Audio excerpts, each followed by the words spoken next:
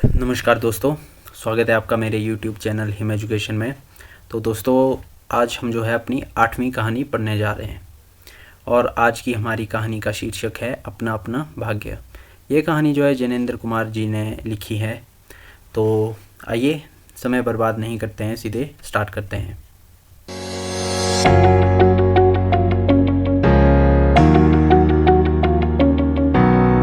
तो सबसे पहले जो है हम इनका जीवन परिचय पढ़ेंगे। तो इनका जन्म जो है 2 जनवरी 1905 को हुआ था और निधन जो है 24 दिसंबर 1928 को हुआ था। कहानी से संबंधित जिनेंद्र जी का एक कथन है, ये भी याद रखना आप। कहानी एक भूख है जो निरंतर समाधान पाने की कोशिश करती है। तो ये कथन जो है जिनेंद्र जी का है। जिनेंद्र कुमार का जन्म 2 जनवरी सन 1905 में अलीगढ़ के कोडियागंज गांव में हुआ था। उनके बचपन का नाम आनंदी लाल था। तो ये भी याद रखना कि उनके बचपन का नाम क्या था, आनंदी लाल।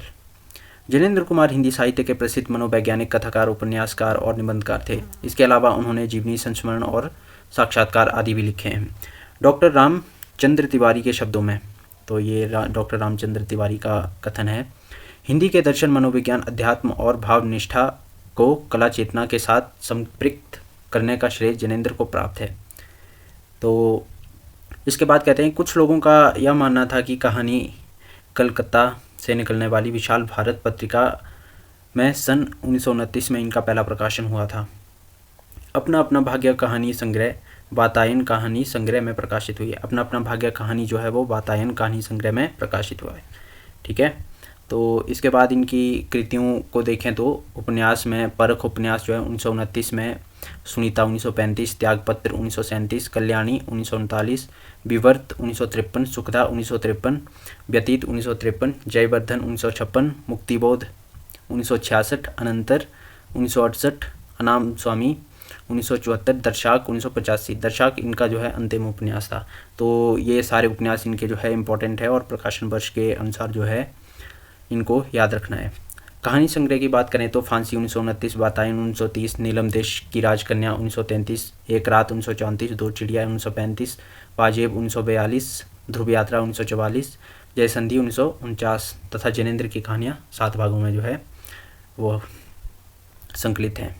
निबंध संग्रह प्रस्तुत प्रश्न 1936 में, जड़ की बात 1945, पूर्वोदय 1951, साहित्य का श्रेय और प्रेम 1953, मंथन 1953, सोच विचार 1953, काम प्रेम और परिवार 1953, समय और हम 1962, इतस्तता 1962, परिप्रेक्ष्य 1964, इतस्तता 1962। ये 2 बार आ गया। तो ये सब जो है याद रखना। संस्मरण की बात करें तो ये और वे 1954 में और जीवनी इनकी जो है अकाल पुरुष गांधी 1968 में। तो इसके बाद अब कहानी के पात्रों की तरफ देखें तो एक 10 वर्ष का अनाथ बच्चा है, एक लेखक और एक लेखक का मित्र है। यह कहानी आत्मकथात्मक शैली में लिखी गई है और यह 4 भागों में है। अपना अपना भाग्य कहानी का उद्देश्य, इसके उद्देश्य की बात करें तो अपना अपना भाग्य कहानी द्वारा लेखक ने अपने व्यक्तिगत स्वार्थों से ऊपर उठकर नैतिकता, परोपकार और सामाजिक जिम्मेदारी का संदेश दिया है। प्रस्तुत कहानी का बालक केवल इसलिए मृत्यु को प्राप्त हो जाता है क्योंकि उसको कोई मदद नहीं करता। यदि समय पर उस बालक की सहायता होती तो न केवल वह जीवित रहता अपितु समाज में एक जिम्मेदार नागरिक भी बन सकता था।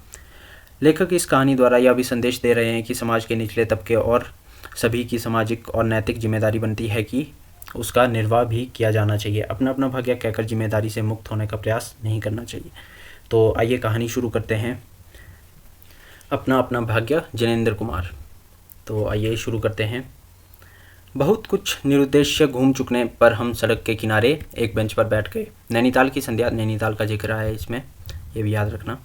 नैनीताल की संध्या धीरे धीरे उतर रही थी। रुई के रेशे से भाप से बादल हमारे सिरों को छू छू कर बेरोक टोक घूम रहे थे। हल्के प्रकाश और अंधियारी में रंगकर कभी वे नीले दिखते, कभी सफ़ेद और कभी देर में अरुण पड़ जाते। वे जैसे जैसे हमारे साथ खेलना चाह रहे थे। हमारे पीछे हमारे पोलो वाला मैदान फैला था। सामने अंग्रेज़ों का एक प्रेमोद्ग्रह था जहाँ सुहावना रसीला बाजा बज रहा था और पार्श्व में था वही सुरम्य अनुपम नैनीताल। ताल में किश्तियाँ अपने सफ़ेद पाल उड़ाती हुई 1-2 अंग्रेज़ यात्रियों को लेकर इधर से उधर और उधर से इधर खेल रही थी और कहीं कुछ अंग्रेज़ एक एक देवी सामने प्रस्थापित कर अपनी सुई सी शक्ल की डोंगियों को मानो शर्त बांधकर सर पर दौड़ा रहे थे। कहीं किनारे पर कुछ साहब अपनी बंसी डाले सधैर्य एकाग्र एकस्त एकनिष्ठ मछली चिंतन कर रहे थे। पीछे पोलो लान में बच्चे किलकारियाँ मारते हुए हॉकी खेल रहे थे। इसके बाद शोर मारपीट गाली गलौज भी जैसे खेल का ही अंश था। इस तमाम खेल को उतने क्षणों का उद्देश्य बना वे बालक केवल अपना सारा मन सारी देह समग्र बल और समूची विधा लगाकर मानो खत्म कर देना चाहते थे। उन्हें आगे की चिंता न थी, बीते का ख्याल न था। वे शुद्ध तत्काल के प्राणी थे। वे शब्द की संपूर्ण सच्चाई के साथ जीवित थे।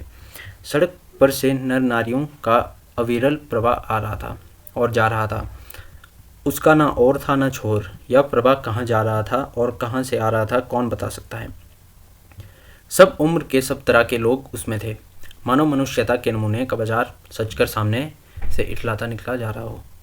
अधिकार गर्भ और तने अंग्रेज उसमें थे और चीथड़ों से सजे घोड़ों की बाग थामे वे पहाड़ी उसमें थे, जिन्होंने अपनी प्रतिष्ठा और सम्मान को कुचलकर शून्य बना दिया और जो बड़ी तत्परता से दुम हिलाना सीख गए हैं।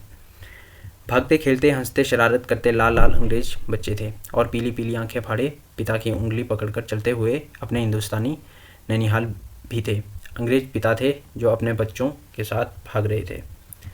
इसके बाद देखें तो हंस रहे थे और खेल रहे थे। इधर भारतीय पितृदेव भी थे जो बुजुर्ग को अपने चारों तरफ लपेटे धन संपन्नता के लक्षणों का प्रदर्शन करते हुए चल रहे थे।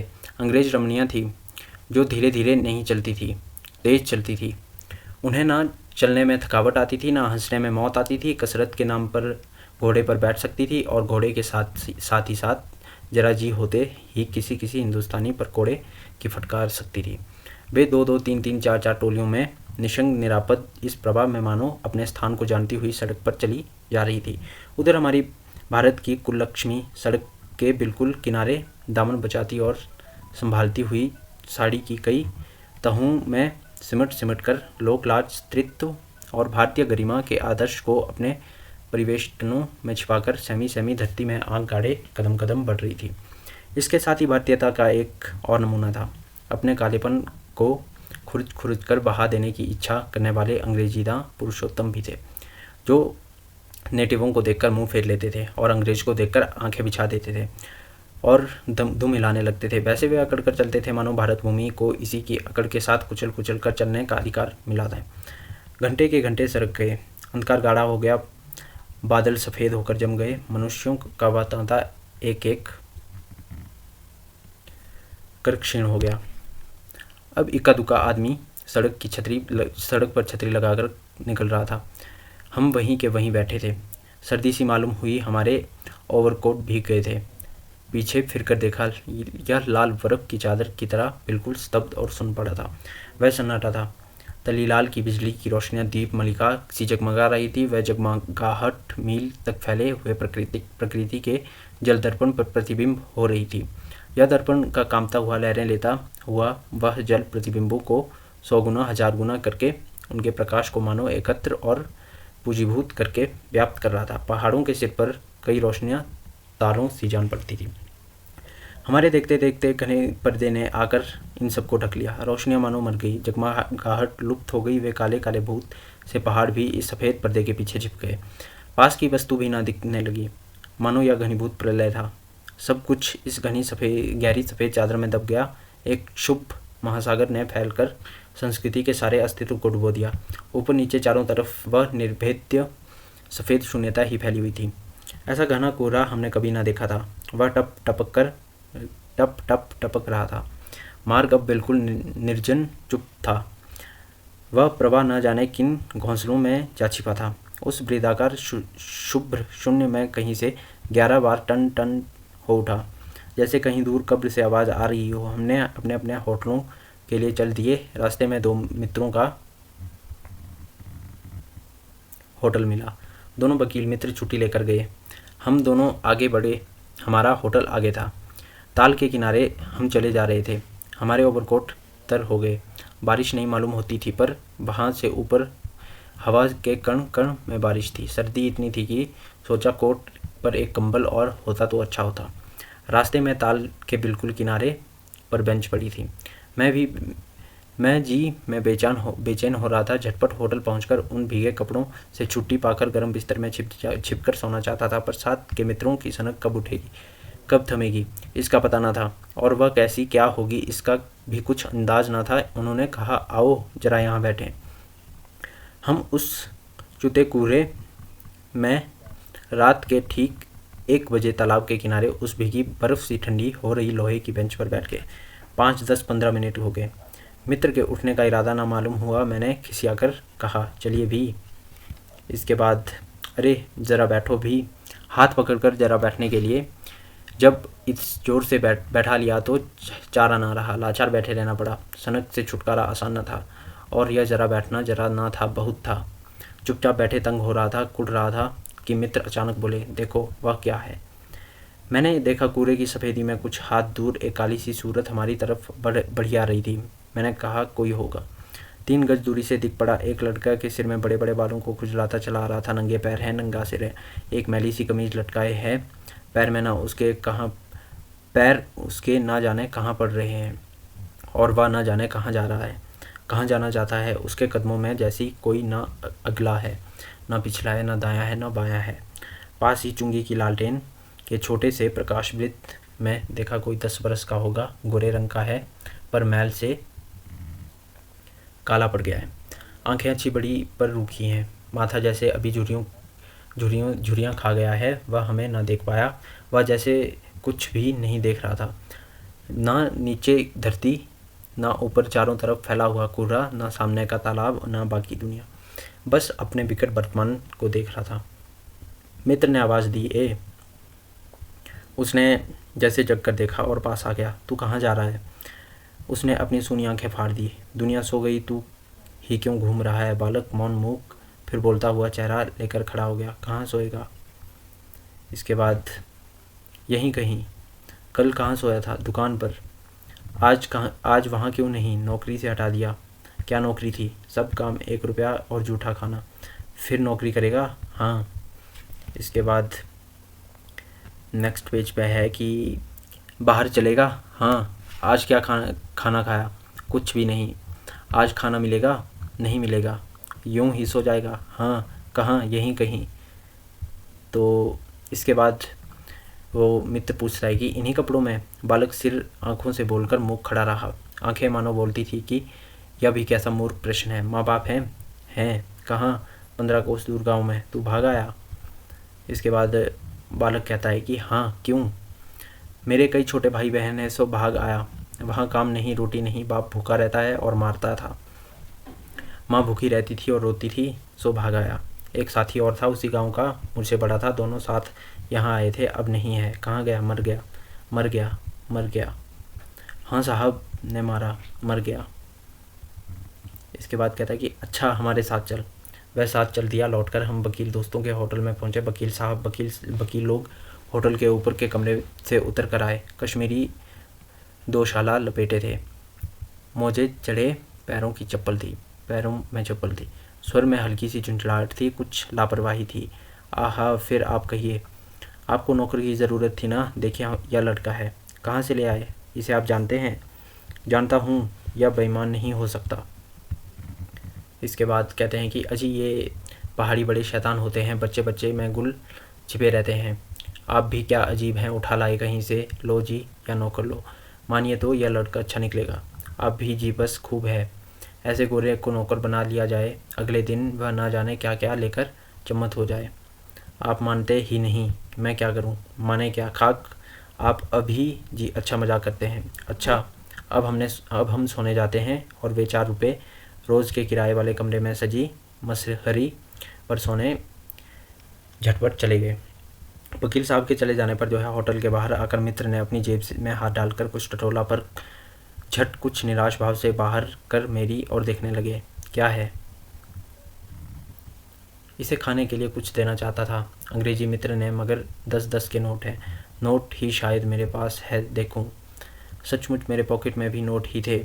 हम फिर अंग्रेजी बोलने लगे। लड़के के दांत के बीच में कटकटा उठते हैं। कड़ाके की सर्दी थी। मित्र ने पूछा तब? मैंने कहा 10 की नोट ही दे दो। कर मेरा मित्र मुंह देखने लगे। अरे यार, बजट बिगड़ जाएगा। हृदय में जितनी दया है पास में उतने पैसे तो नहीं है। तो जाने दो, यह दया इस ज़माने में बहुत है। मैंने कहा। मित्र चुप रहे, जैसे कुछ सोचते रहे। फिर लड़के बोले, अब आज तो कुछ नहीं हो सकता, कल मिलना। वह होटल डी पब जानता है, वहीं कल 10 बजे मिलेगा। हाँ, कुछ काम देंगे हुजूर? हाँ, ढूंढ दूंगा। तो जाऊँ? हाँ, ठंडी खांस खींचकर मित्र ने कहा। कहाँ सोएगा? यहीं कहीं बेंच पर, पेड़ के नीचे, किसी दुकान की भट्ठी में। बालक फिर से उसी प्रेत गति की ओर बढ़ा और कूड़े में मिल गया। हम भी होटल में की ओर बढ़े और हवा तीखी थी। हमारे कोटों को पार कर बदन में तीर सी लगती थी। सिकुड़ते हुए मित्र ने कहा, भयानक शीत है, उसके पास तो बहुत कम कपड़े हैं। यह संसार है यार। मैंने स्वार्थ की फिलॉसफी सुनाई। चलो पहले बिस्तर में गर्म हो लो, फिर किसी और की चिंता करना। उदास होकर मित्र ने कहा, स्वार्थ जो कहो, लाचारी कहो, निष्ठुरता कहो या बेयार्ड। इसके बाद कहते हैं कि इसके बाद दूसरे दिन नैनीताल स्वर्ग के किसी काले गुलाम पशु के दुलारे का बेटा व बालक निश्चित समय पर हमारे होटल डी पब में नहीं आया। हम अपनी नैनीताल की सैर खुशी खुशी ख़त्म कर चलने को हुए। उस लड़के की आस लगाते बैठे रहने की ज़रूरत हमें ना समझी। मोटर में सवार होते ही यह समाचार मिला कि पिछली रात एक पहाड़ी लड़का सड़क के किनारे पेड़ के नीचे ठिठुर कर मर गया। मरने के लिए उसे वहीं 10 बरस की उम्र और वहीं काले चिथड़ों की कमीज मिली। आदमियों की दुनिया में बस यही उपहार उसके पास छोड़ा था। पर बताने वालों ने बताया कि गरीब का मुंह, छाती, मुट्ठी और पैर पर बर्फ़ हल्की सी चादर चिपक गई थी, मानो दुनिया की बेहयाई ढकने के लिए प्रकृति ने सब के लिए सफ़ेद और ठंडे कफन का प्रबंध कर दिया था। सब सुना और सोचा, अपना अपना भाग्य। तो यहाँ पर यह कहानी समाप्त होती है। तो अगर वीडियो अच्छी लगी हो तो लाइक करें, शेयर करें, कमेंट करें और अगर चैनल पर नए हो तो सब्सक्राइब करें। Thank you.